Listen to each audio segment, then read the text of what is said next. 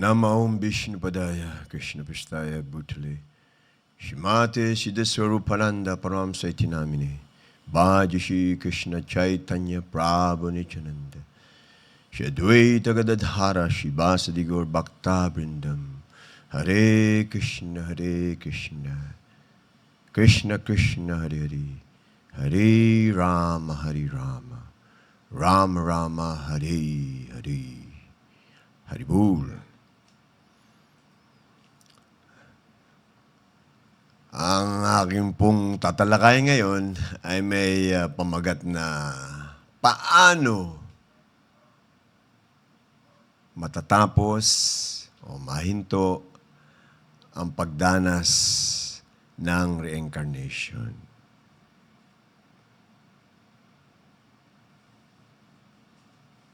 Kung ating naunawaan na tayo ay espiritual na nilalang at ngayon ay pansamantala tayong narito sa loob ng material na katawan, narito tayo sa loob ng material na mundo, marami ritong pagdurusa. Hindi ito yung ating normal na sitwasyon. Ang normal nating sitwasyon, wala tayong material na katawan, naroon tayo sa ating spiritual na katawan, nandun tayo sa mundo na spiritual, kapiling ng Diyos Ama, masayang, nagmamahal, naglilingkod sa Kanya. Sa mundo ng Diyos, walang pagdurusa, mundo ng walang alalahanin, punong-puno lamang ito ng spiritual na kaligayahan, dulot ng spiritual na pag-ibig, spiritual na relasyon sa Diyos, sa lahat ng anak ng Diyos.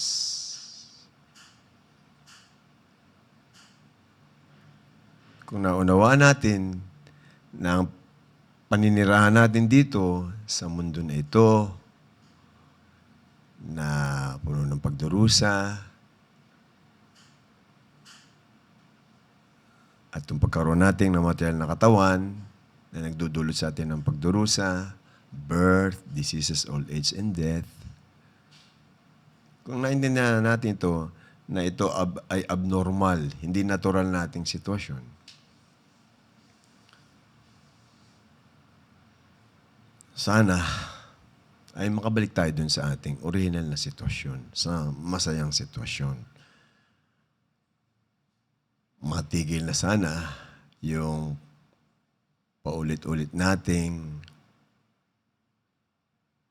pagkakaroon ng material na katawan, tapos mamatay, aalisan yung katawan, iwan natin yung material na katawan, tapos muling ipapanganak sa panibagong material na katawan, mabubuhay uli na mayroong material na katawan, may pagdurusa, maraming alalahanin,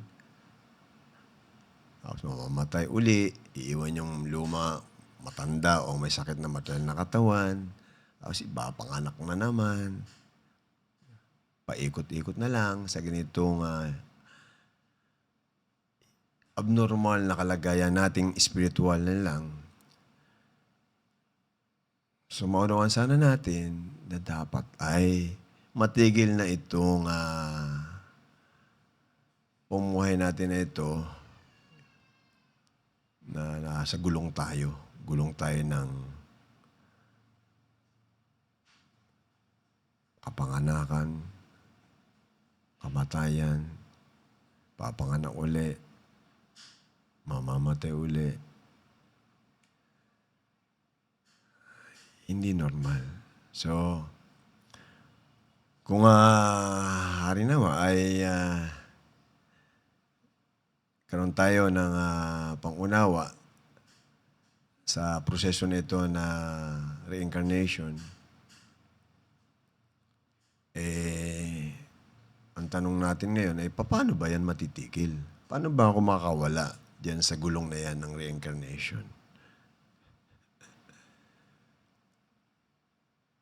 So kung babalikan po natin yung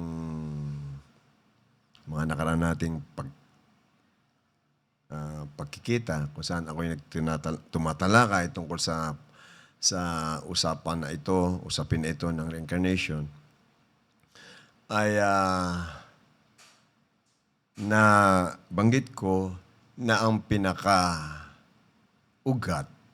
dahilan ng ating pagdaranas ng reincarnation ay yung tinatawag na material na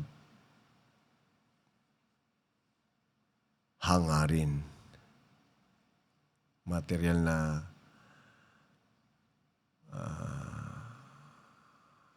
kagustuhan.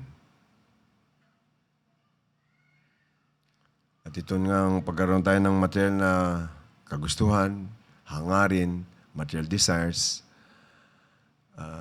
diyan papasok na yung magmamanifest naman yung material na hangarin na yan sa pagkakaroon natin ng mga gawain din ng material. Material activities, material actions. Ganun din, dahil meron tayong material desire, yan po ay magmamanifest din naman o iba pa atin pong i-aakto yan sa pagkakaroon natin ng material na pagkahumaling o material attachment. So mula sa material desire, material na pagnanasa, merong susulpot na material na gawain, material na attachment. Hindi natin po mapag-iwalay ang tatlo na yan. Isa lamang naman yan. May iba-iba lang na manifestasyon. Pero ang pinakaugat niyan ay material na pagnanasa o material desire. So, kailangang mawala yung material na pagnanasa na yan. Dahil pag meron po tayong material na pagnanasa, bibigyan tayo ng material na katawan para yung ating pagnanasa na ito ay ating maisakatuparan.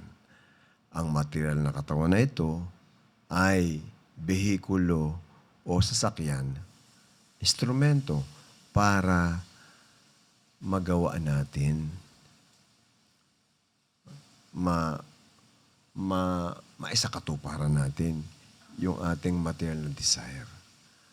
At yung material desire na yan ay yung hangarin natin na naisin natin na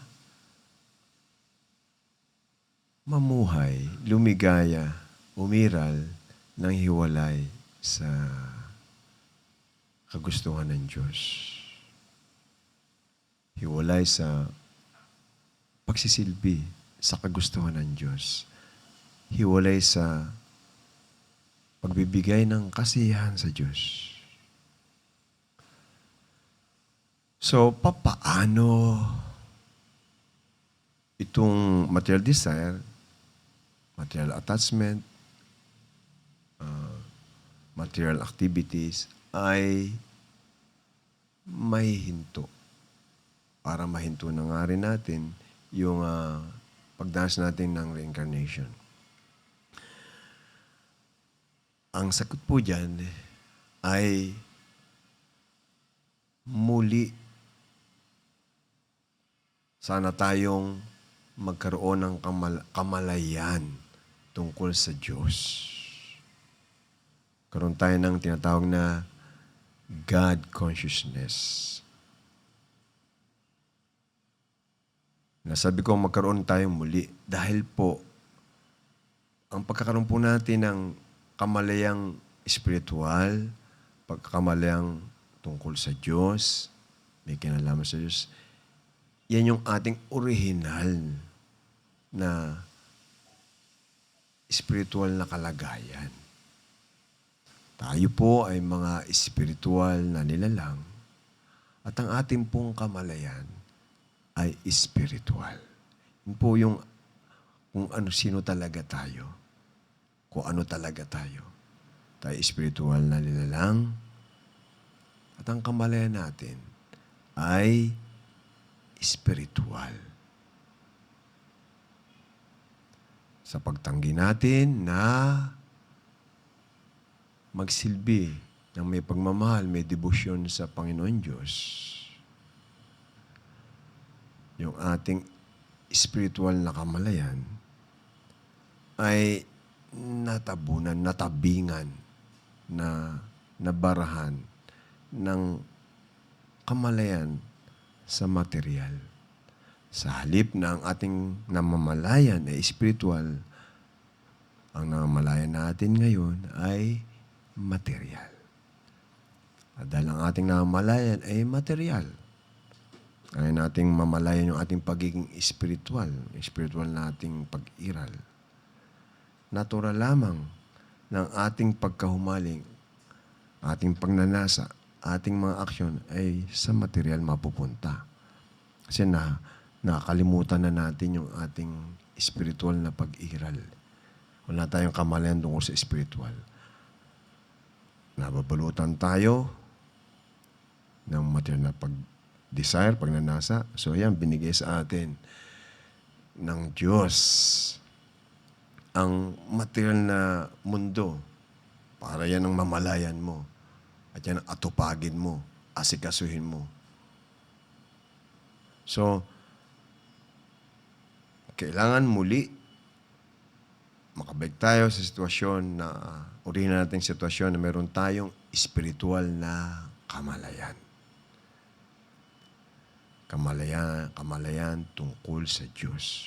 God consciousness. Spiritual consciousness. Ang ibig po kong sabihin ng kamalayang tungkol sa Diyos ay alam natin, batid natin na tayo ay spiritual at ang Diyos ay spiritual. Naalala natin ang kanyang spiritual na anyo, kanyang spiritual na kaanyuan, kanyang itsura na punong-puno ng kagandahan, na walang hangganan,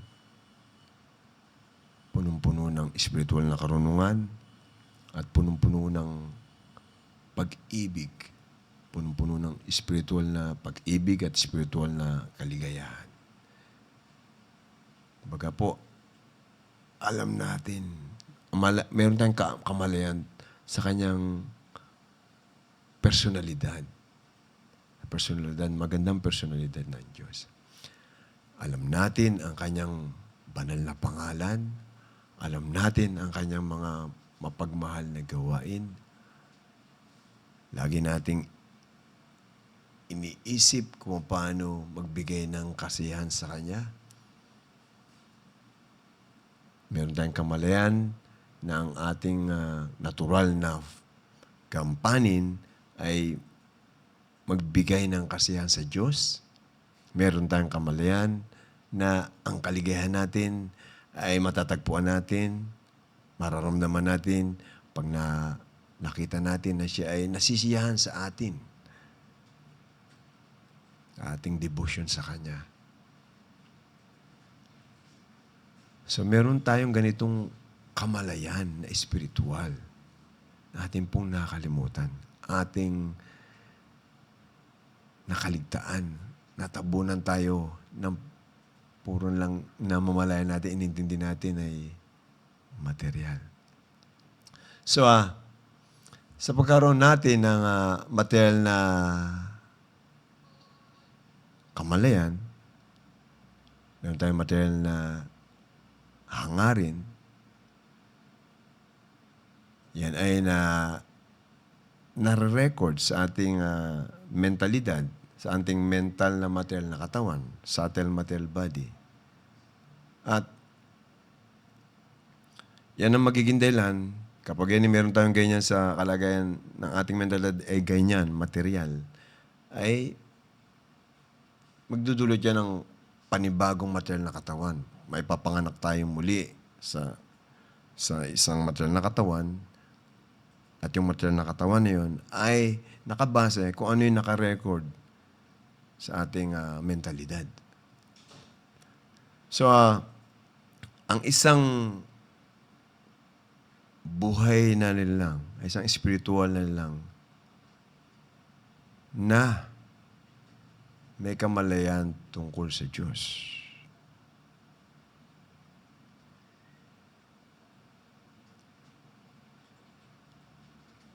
Nalilibre siya, nawawala sa kanya yung material na hangarin. Dahil siya, dahil sa kanyang debosyon, pag-alala sa Panginoon Diyos, lagi niyang iniisip ay magbigay ng kasiyahan sa Diyos, mahalin ng Diyos, yun ang lagi niyang kamalayan. Yan tao na yan, na mayroong ganitong kamalayang espiritual, siya ay nakakatikim, nakakaranas ng mataas na kaligayahang espiritual.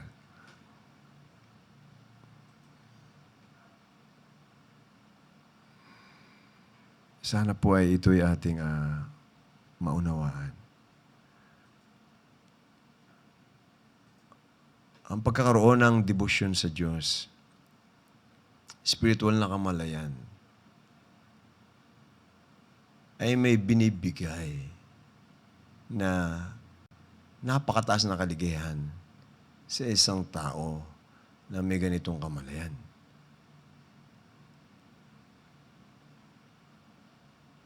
Itong natitikman niya na spiritual na kaligayahan ay labis-labis ang taas kaysa doon sa kaligayahan, tinatawag na kaligayahan, na galing sa pag-enjoy sa material.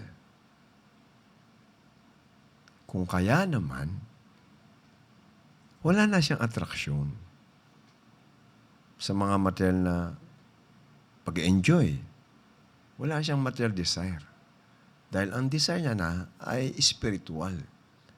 Dahil mas masarap yung natitikman niya dito. Yun ang protection niya. Para hindi na siya magkaroon ng material desire, para hindi na siya maghangad na mag-enjoy ng mga material. Meron siyang ganitong protection. Yung material enjoyment, sense gratification, kailanman hindi yan magbibigay ng fulfillment, kasiyahan sa puso ng isang tao. Kailanman. Hindi yan magbibigay. Ang natitikman lang ng isang tao sa pagdadanas ng sensual na kaligayahan ay imaginary o illusory happiness lamang. Akala niya nag-enjoy siya pero sa totoo lang hindi. Kaya naman, pagkatapos ng isang uri ng pag-enjoy, okay, maghanap pa siya ng i-enjoy yan ng material. Kasi hindi talaga siya nasatisfy doon sa ginawa niya na sensual na pag-enjoy. So, kailangan nating maunawaan.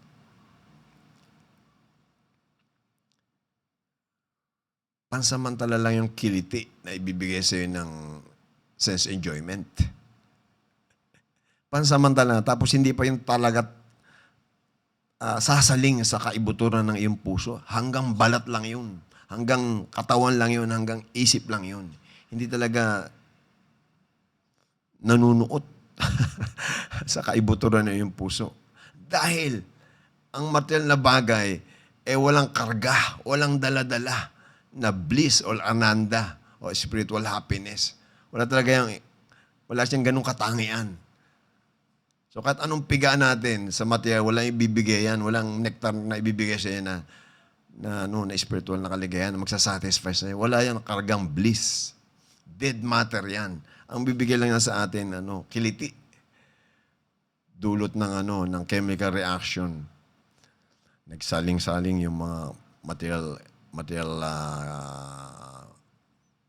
elements. Kuryente.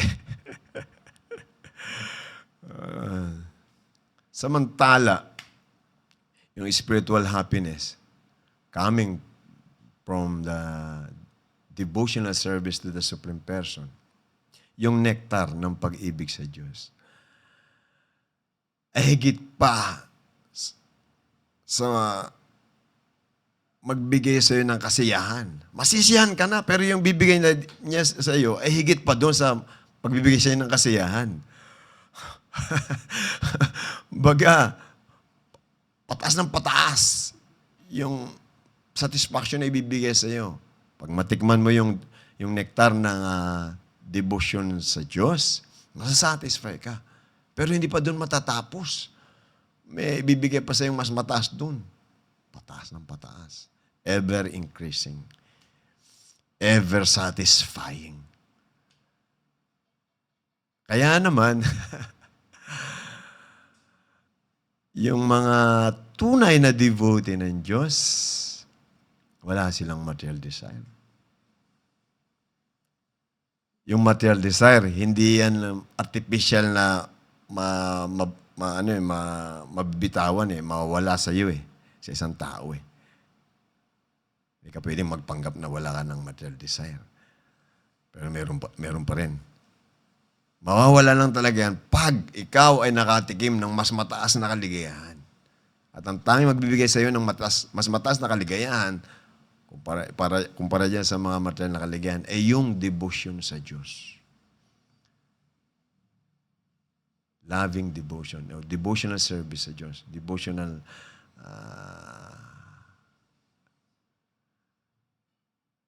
attitude para sa Diyos. Ito yung nectar na hinahanap-hanap ng bawat isa sa atin.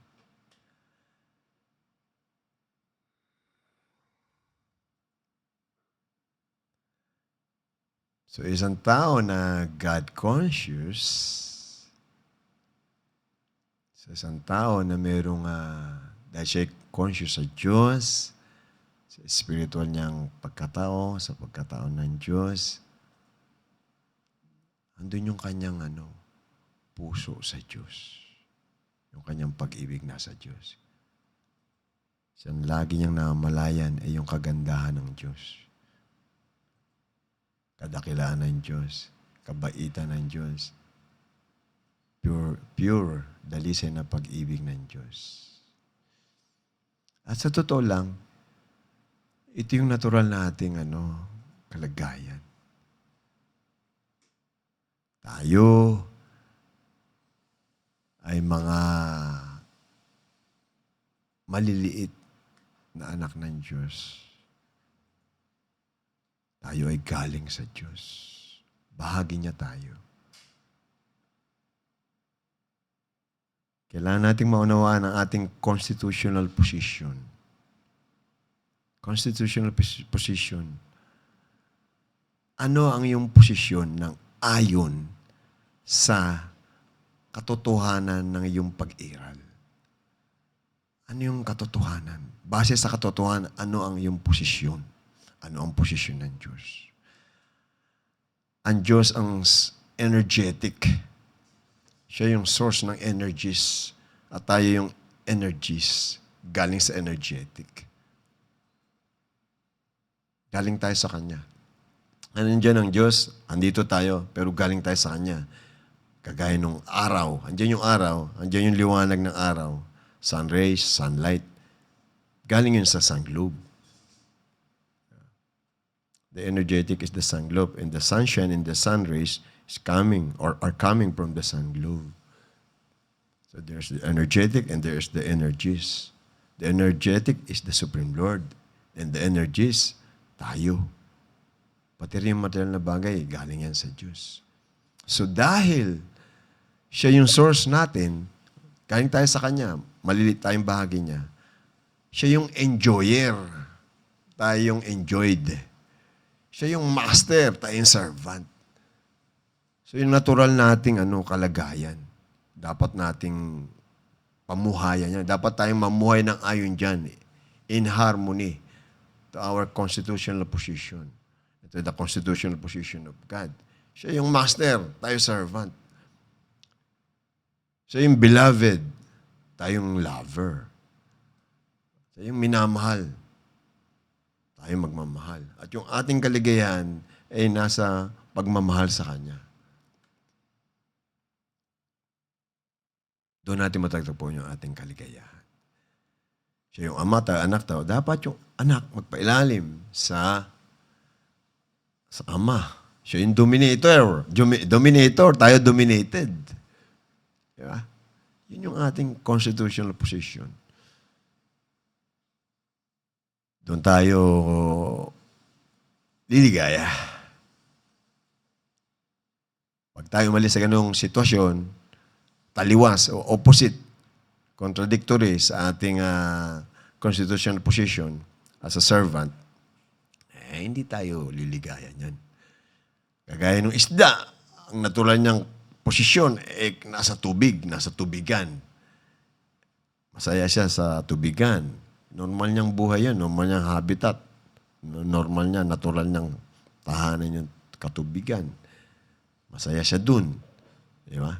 Umalis, punta sa lupa, sa simento, sa asfalto.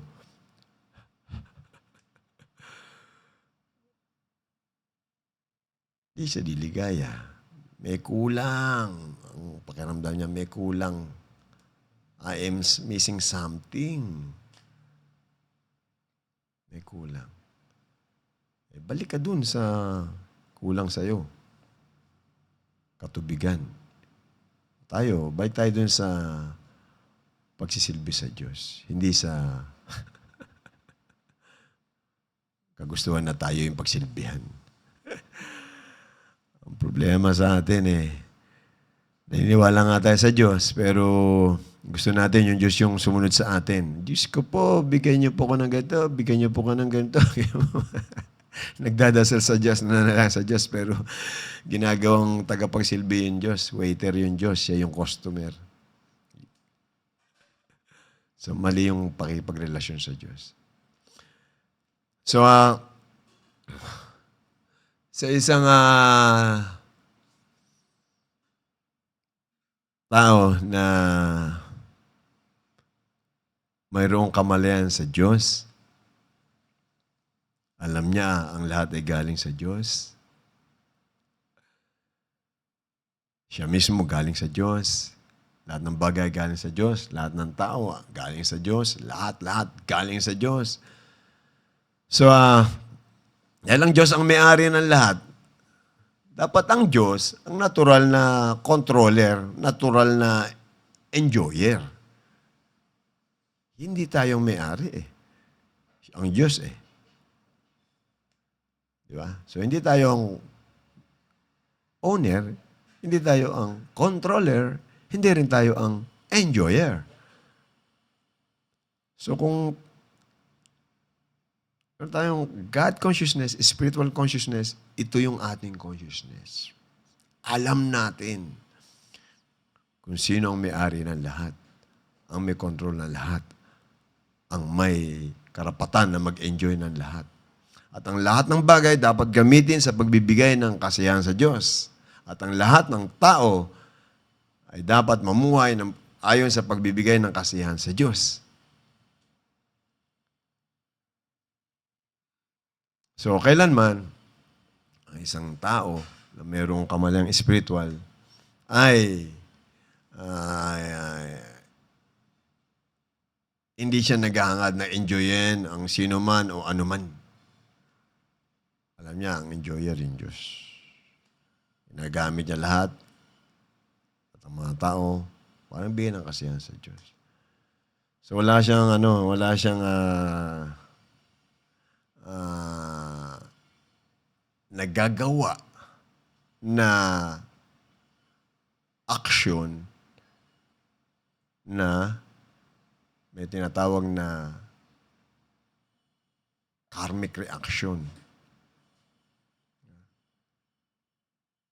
Lahat ng aksyon niya ay magbibigay ng kasiyahan sa Diyos. So wala siyang nagagawa na karmic reactions. At ang karmic reactions ay magdudulot sa atin, magtutulak sa atin na magdanas muli ng reincarnation. Gaya po nang napag-usapan natin doon sa aking tiniskas na may topic o merong title na material na pagnanasa, material na pagkahumaling, at material na action, karma. So yung mga tao, diba? Kasi po tayo ay spiritual na lang, tayo ay buhay.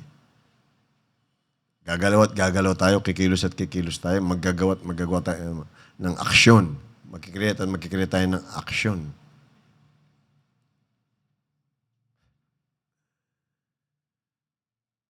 So, pag hindi tayo kumikilos ng spiritual na aksyon, hindi tayo gumagawa ng spiritual na activities, ang magagawa natin ay material activities. Ganun din po, tayo ay mga spiritual na lang, tao po tayo, natural lang sa atin, katangian po natin, meron tayong desire. Meron tayong hangarin. Meron tayong kagustuhan. Bahagi po ng ating pagkatao yan. Yung desire. So, hindi pwedeng mawala yung desire. Kailangan lang natin yung material desire ay ibalik sa spiritual desire. Ang ating natural na kalagayan ay meron tayong spiritual desire na balutan ng material desire. So, kailangan mawala yung material desire para bumalik yung spiritual desire. Ganon din, activities natin ay spiritual kasi spiritual tayo. Dahil nalimutan natin ang ating spiritual na pag-iral, ang gagawa natin, mga material na gawain. By nature, active po tayo. Ang ating activity sa spiritual dahil spirit soul tayo. Nabalutan tayo ng impluensya ng material. Puro material activities ang nagagawa natin. Nakakagawa tayo ng good action, good material action. Ang aanhin natin, good material reaction. Nagawa tayo ng bad material action o bad karma. Ang babalik sa atin, bad karmic reaction. Pangit na reaction ng ating pangit na action. Okay po? At pag tayo nakagawa ng mga karmic action, good or bad, material action, good or bad, maobliga po tayo na mag-undergo ng reincarnation para yung katawan, sa pamagitan ng katawan ay na ating pong makukuha, okay, pag pinanganak tayo, ay bumalik sa atin yung bad karmic reactions, good karmic reactions na idunulot natin, ibigay natin sa ibang tao. Pinatikim natin sa ibang tao. Babalik sa atin yun. Aanihin po natin. Nagdulot tayo ng bad action sa isang tao. Binigyan natin ng sakit siya sa katawan, pain sa kanyang katawan, o kanyang isipan. Nagbigay tayo ng good actions sa isang tao. Tinulungan natin siya makatikim ng sarap na material sa magitan ng kanyang katawan, sa magitan ng kanyang isipan. babalik din po sa atin yun. Dapat meron din tayong material na katawan kung saan padadaanin. Padadaanan sa atin yung binigay natin doon sa kanilang katawan, sa kanilang isipan. Kaya po dapat po ang activities natin ay hindi sakop ng law of karma. At ang activities natin, at ang hindi sakop ng law of karma, batas ng karma, kung ano tinanim siya ang atin, ang hindi sakop ng activities niyan ay spiritual activities. Okay po. So, yung mga tao, okay, na walang kamalayang spiritual,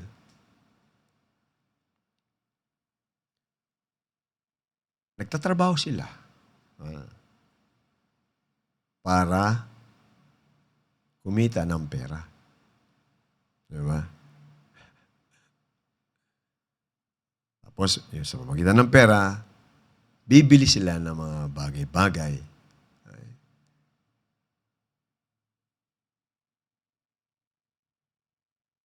Pag nabili na nila yon, ang mangyayari, nasa kanilang kamay na yon, may control na sila. Diba? At dahil may control na sila, sabihin na nila, akin na to, akin na ito, akin na ito, akin to, enjoyin ko ito. Yung prutas ng kanilang gawain, yung pagtatrabaho nila, nagkaroon ng pera, binili, yung prutas nito, ito nga yung enjoy nila. Ang tawag sa mga ganitong diskarte, ganitong kamalayan, ang tawag dito sa mga taong ito ay fruitive worker. Nagtatrabaho sila para yung prutas na kanilang pinagtrabahoan ay kanilang i-enjoyin. Fruitive worker. So ito po ay sahop ng law of karma. Okay? Dahil hindi naman sa iyo yung mga bagay-bagay na yan. Sa Diyos yan eh. Okay? So pag ganyan tayo mamumuhay, okay, gusto na natin enjoy yung material. Okay? Yung activities natin, may activities nga tayo pero para sa ating sariling enjoyment. Ayan po ang magdudul sa atin ng reincarnation, magdaas ng reincarnation. Samantalang, ang isang tao na may spiritual na kamalayan, may kamalayan tungkol sa Diyos, hindi siya isang fruitive worker. Alam niya, lahat ay galing sa Diyos. Yung kanyang activities, ginagawa niya para sa pagbibigay ng kasiyahan sa Diyos. Maghanap buhay man siya. Pero bibili siya ng mga bagay-bagay, pagkain o damit o kotse o whatever, bahay o pangupo sa bahay. Hindi siya nakaligayan sa mga bagay na yun. Alam niya, hindi siya liligaya doon. Ginagawa niya yun para lang ma-maintain yung katawan niya na ito. Naggagamitin niya para sa pagsisilbi sa Diyos. At anumang bili niya, ginagawa niya para sa pagsisilbi sa Diyos.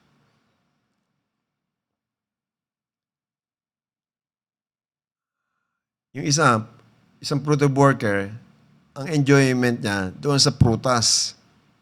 Okay? Na bunga nung kanyang ginawa, yun nga nabili niya. Ito na sa akin, ito na ang bibigay sa akin ng enjoyment. Ang isang God-conscious na tao, habang siya ay gumagawa, habang siya ay may ginawang activities, okay? Tatrabaho siya, anumang engagement na ginagawa niya, ino-offer niya yun sa Diyos, yung ginagawa niya na yun. Yung activities mismo na yun, na merong devotion sa Diyos, na pagsisilbi niya sa Diyos, yun na mismo yung kanyang kaligayahan. Yun ang nagbibigay sa kanya ng kaligayahan. Kasi ginagawa niya para magbigay ng kasiyahan sa Diyos. Iniisip niya lagi yung Diyos, kaya niya ginagawa ito para sa Diyos. Yun na yung kanyang kaligayahan. Yung devotion itself, devotional service to God itself, yun na yung source ng kaligayahan. Kasi naalala niya yung Diyos. Meron siyang connection sa Diyos. Meron siyang pagmamahal na pag-alala. Mapagmahal na pag-alala sa Diyos. devotion. So, ang isang tao na mayroong kamalayan tungkol sa Diyos, mayroon siyang devotion sa Diyos, wala siyang material na hangarin. Wala. Ang hangarin niya, puro pagbibigay ng kasiyahan sa Diyos, devotion sa Diyos, pag-ibig sa Diyos.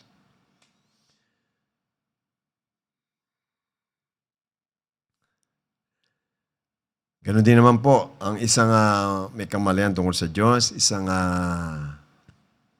devotee ng Diyos, ang tawag sa kanya po ay bhakta. Bhakti means love for God. Bhakta means lover of God. Bhakti means love for God. Bhakta means the lover of God. Natawag din siyang bhakti yogi. Okay po. So, ang isang devotee ng Diyos, ang kanyang pagkahumaling ay nasa Diyos. Ang kanyang attachment ay nasa Diyos. Sa ating pong dating pagtalakay, sa karoon ng material na kamalayan, nagdudulot niya na tayo po ay ma-reborn, mag-take birth dito sa mundo na ito. Yan po ay masusolusyonan. Pag tayo po ay muling nakabalik sa ating natural na kalagayan na is God consciousness, pag-ibig sa Diyos. Yung pong ating attachment ay nasa Diyos. Ang Diyos po ay ang kataas-taasang persona. The Supreme Personality of Godhead, the Supreme Person. At siya po ay supremely lovable. Lubos siyang kaakit-akit. Lubos siyang madaling mahalin. Lubos siyang kaakit-akit.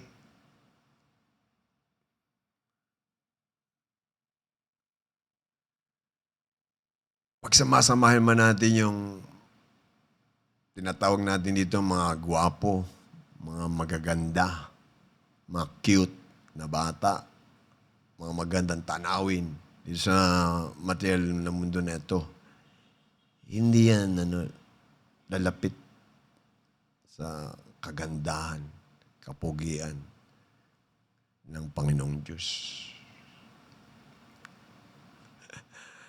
Lahat ng kagandahan galing sa Diyos. Siya yung pinakamaganda, pinakapogi, pinakakaakit-akit. Nakakalimutan lamang natin to. Kaya yung ating, yung bugso ng ating pagkataon na maakit, mahumaling, napunta sa kung ano-ano, kung sino-sino, sa asawa, sa kasintahan, sa aso, sa pusa, sa motor. Ganitong bahay, sa kotse. Wala. Nakakalimutan. Nabalutan ng ng impluensya ng material. Puro material lang alam. Walang alam tungkol sa spiritual. Sa kagandahan ng Diyos. So, ang isang devotee ng Diyos, ang may kamalayan tungkol sa Diyos, wala siyang atraksyon sa mga bagay-bagay, katawan dito sa mundo na ito. Wala.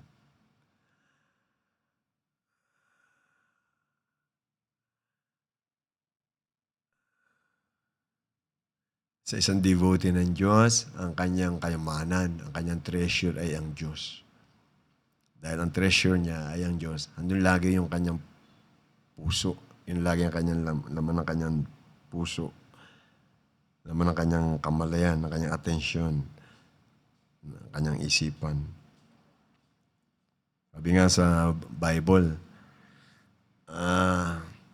kung saan naroon ang iyong kayamanan, naroroon din ang iyong puso.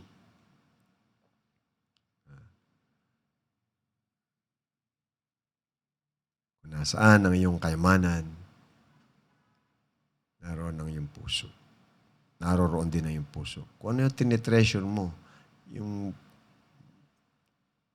binavalue mo, pinagpapahalagan mo, andun ang iyong puso. Ang isang devotee ng Diyos, ang buhay niya, ang kaluluwa niya ay yung Diyos. Kaya naman, ang buong buo ng kanyang sarili ay nakaukol sa Diyos. Nahumaling sa Diyos. Adik siya sa Diyos. Okay? So, paano siya magkakaroon ng material na pagkahumaling? Wala.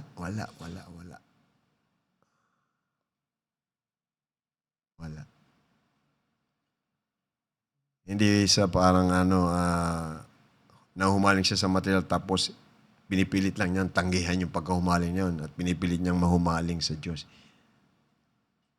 Artificial ba? Hindi. Talagang walang-wala siyang attraction sa material. Kasi yung attraction niya nasa Diyos.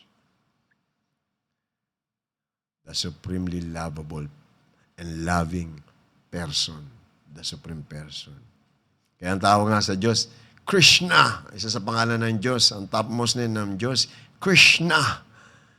Ang ibig sabihin ng Krishna, the all-attractive. Ang pinakakaakit-akit na persona. Krishna.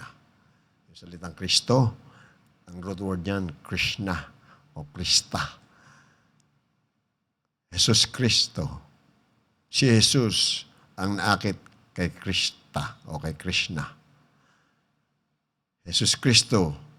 Si Jesus ang devotee, ang tagapagmahal, nagmamahal kay Krishna. So, kung ating pong aalalahanin, ang pangunahing utos ni Panginoong Jesus, sabi niya, ano ba yan? My first and foremost commandment is that you love the Supreme Father with all your heart, with all your mind, your entire being. Do His will, serve Him. Ang unang utos ko sa inyo ay mahalin mo ang Diyos Ama ng buong mong puso, buong mong isipan, ng buong mong pagkatao. Sundin mo niyang kagustuhan, pagsilbihan mo siya. Binigay na instruction ito ni Lord Jesus Christ. Number 1, Okay. Kasi alam ni Jesus Christ, dito tayo liligaya. Ito yung daan para sa kaligayahan. Pag-ibig sa Diyos. God consciousness. Ito yung daan para matigil yung pagdaranas natin ng reincarnation. Ito yung solusyon para matigil na ang pagdaranas natin ng pagdurusa. Dulot ng pamumuhay natin dito sa mundo na ito. Ito yung daan para matikman natin yung nektar na hinahanap-hanap natin. Pag-ibig sa Diyos, bhakti, hindi lang ito yung paraan para matigil yung pagdanas natin ng reincarnation. Ito rin yung daan para tayo magkabuhay,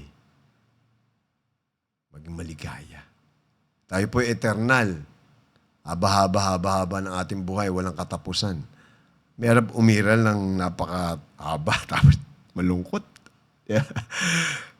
So, magiging malungkot tayo sa ating pag-iral pag hindi natin minamahal yung Diyos.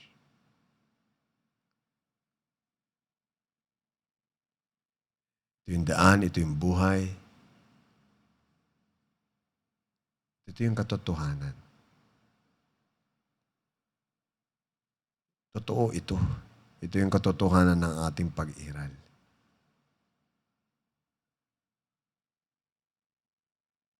Nabubuhay tayo at ang ating buhay ay nakalaan para magmahal sa Diyos.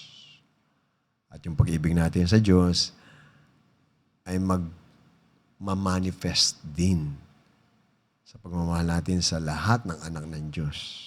Kung mahal natin ang Diyos, mamahalin din natin ang lahat ng anak ng Diyos. So, ang susunod na tanong, paano tayo babalik sa sitwasyon na yun na meron tayong natural na sitwasyon natin na minamahal natin ang Diyos. Natural na sitwasyon natin na meron tayong kamahalan sa Diyos. Yun ang sunod na tanong. Samantala po, awitin po muna natin ang mga banal na pangalan ng Diyos. Tuloy po natin ang ating talakayan. Ang pagtalakay ko, tutuloy ko po, susunod natin pagkikita. Maraming pong salamat. Magandang buhay po para sa ating lahat. Haribol. Hare Krishna, Hare Krishna, Krishna Krishna, Hare Hare, Hare Rama, Hare Rama, Rama Rama, Hare Hare, Hare Krishna, Hare Krishna, Krishna Krishna, Hare Hare, Hare Rama, Hare Rama, Rama Rama, Hare Hare, Hare Krishna, Hare Krishna, Krishna Krishna, Hare Hare, Hare Rama, Hare Rama, Rama Rama, Hare Hare, Hare Krishna, Hare Krishna, Krishna Krishna, Hare Hare, Hare Rama, Hare Rama, Rama Rama, Hare Hare, Hare Krishna, Hare Krishna, Krishna Krishna, Hare Hare, Hare Rama, Hare Rama, Rama Rama, Hare Hare, Hare Krishna, Hare Krishna, Krishna Krishna, Hare Hare, Hare Rama, Hare Rama, Rama Rama, Hare Hare, Hare Krishna, Hare Krishna,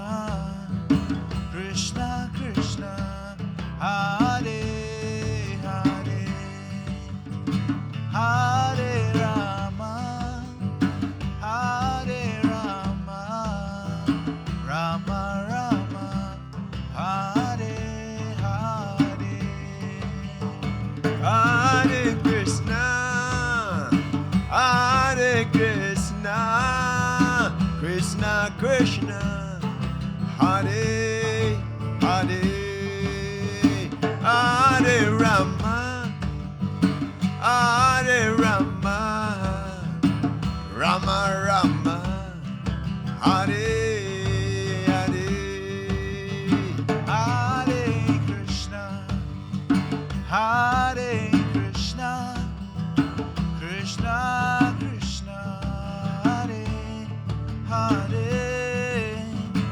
Hare Rama, Hare Rama, Rama Rama, Hare Hare.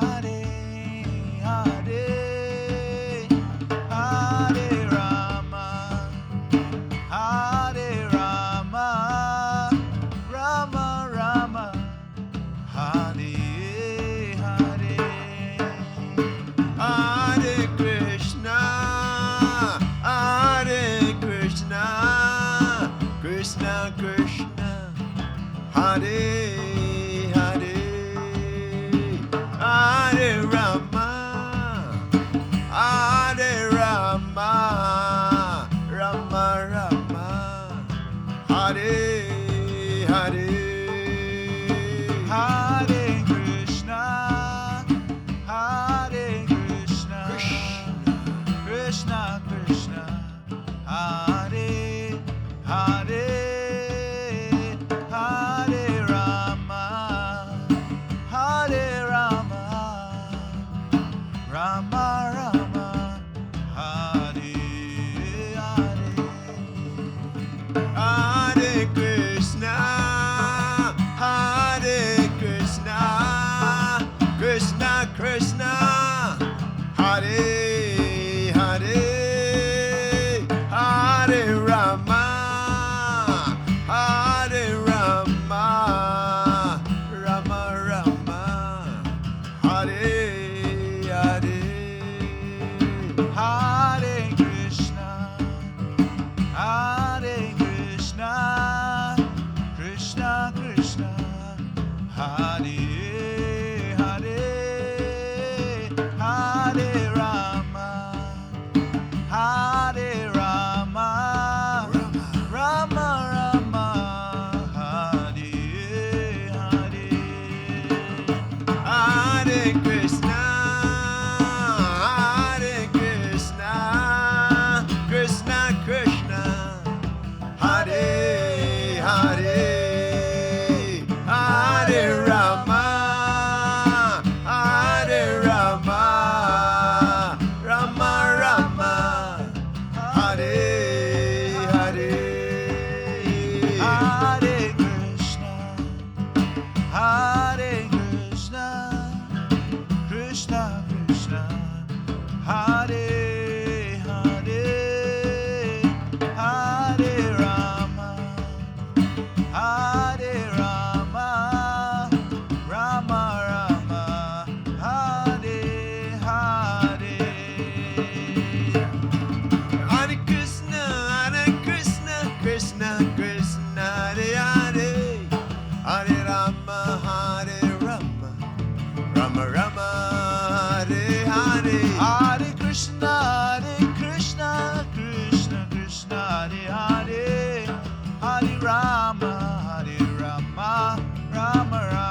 Hare Hare. Hare Krishna Krishna Krishna Hare Hare Hare Rama Rama Rama Hare Hare Hare Krishna, Krishna Krishna, Hare Hare, Hare Rama, Hare Rama, Rama Rama, Hare Hare. Hare Krishna Krishna Krishna Hare Hare Hare Rama Rama Rama Hare Hare Hare Krishna, Krishna Krishna, Hare Hare, Hare Rama, Hare Rama, Rama Rama, Hare Hare. Hare Krishna Krishna Krishna Hare Hare Hare Rama Rama Rama Hare Hare Hare Krishna, Krishna Krishna, Hare Hare, Hare Rama, Rama Rama, Hare Hare. Hare Krishna Krishna Krishna Hare Hare Hare Rama Rama Hare Hare Hare Krishna, Krishna Krishna, Hare Hare, Hare Rama, Rama Rama, Hare Hare. Hare Krishna Krishna Hare Hare Hare Rama Rama Rama Hare Hare Hare Krishna, Krishna Krishna, Hare Hare, Hare Rama,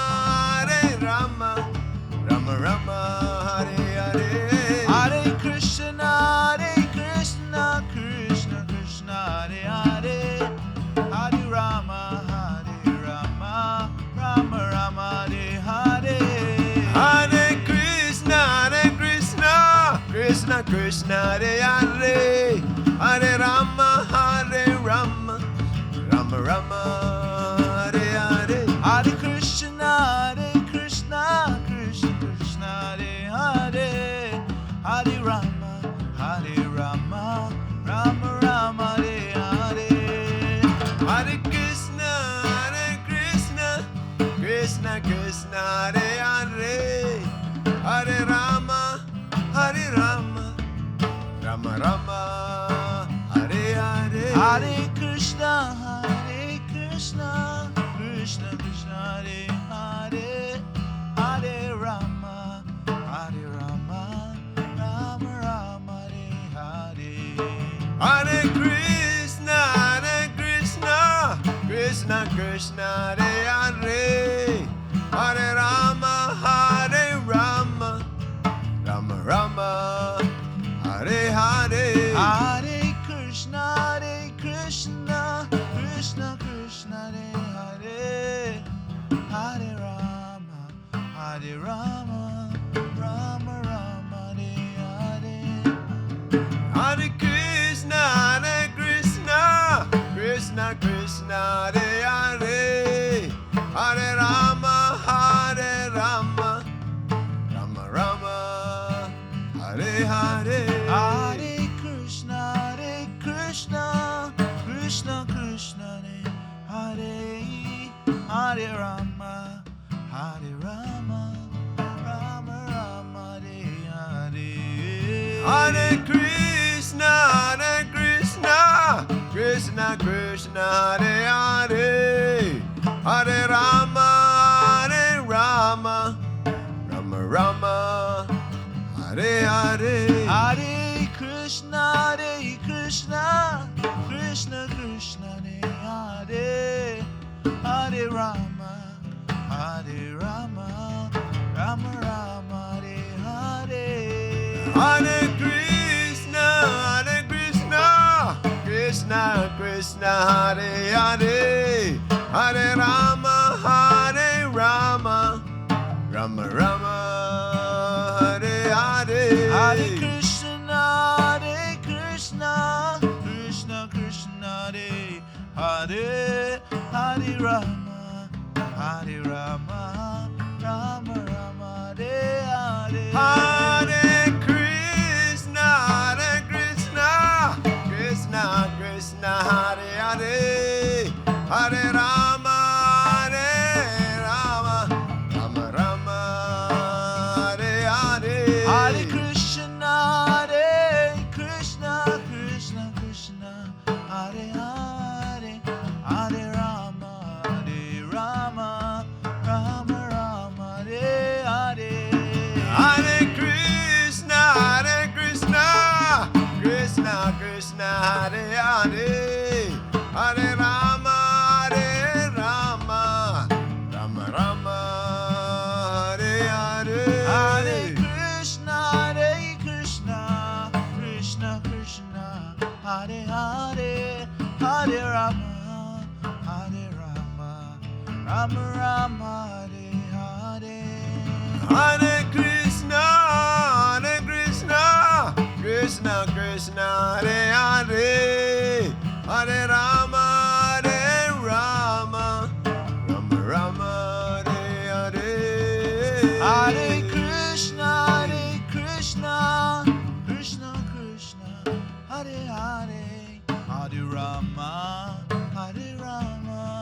Rama Rama, Hare Hare. Hare Krishna, Krishna Krishna, Hare Hare, Hare Rama, Rama Rama, Hare Hare. Hare Krishna, Krishna Krishna, Hare Hare, Hare Rama, Rama Rama, Hare Hare. Hare Krishna, Krishna Krishna, Hare Hare, Hare Rama, Rama Rama, Hare Hare. Hare Krishna, Krishna Krishna, Hare Hare.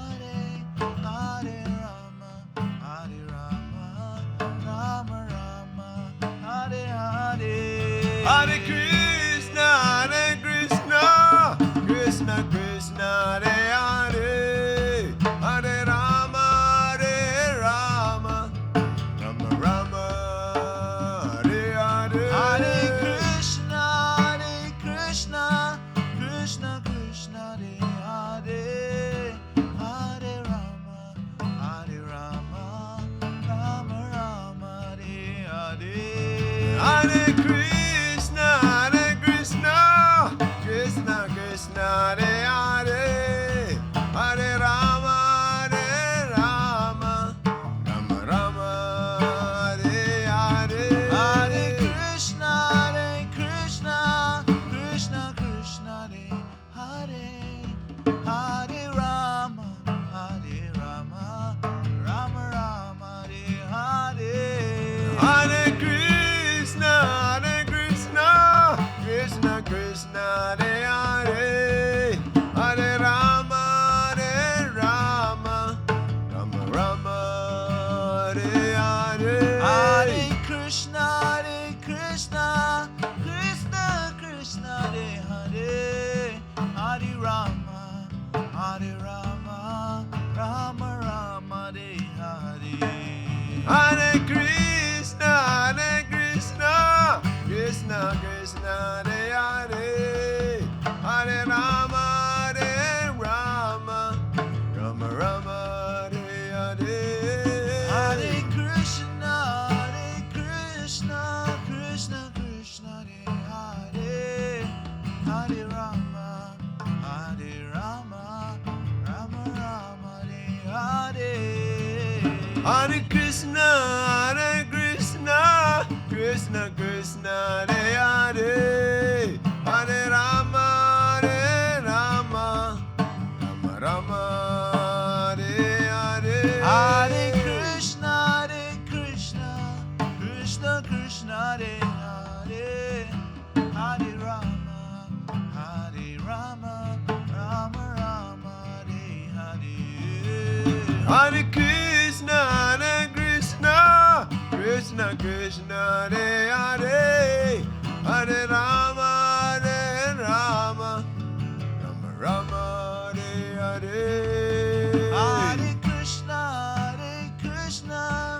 Krishna Krishna, Hare Hare, Hare Rama, Rama Rama, Hare Hare. Hare Krishna, Krishna Krishna, Hare Hare, Hare Rama, Rama Rama, Hare Hare. Hare Krishna, Krishna Krishna, Hare Hare, Hare Rama, Rama Rama, Hare Hare.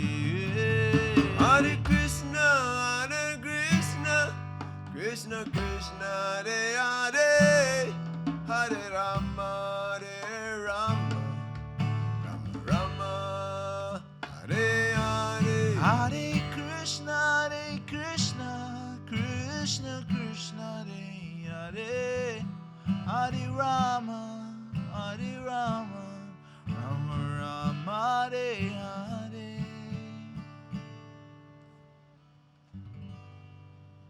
Haribol. Maraming salamat.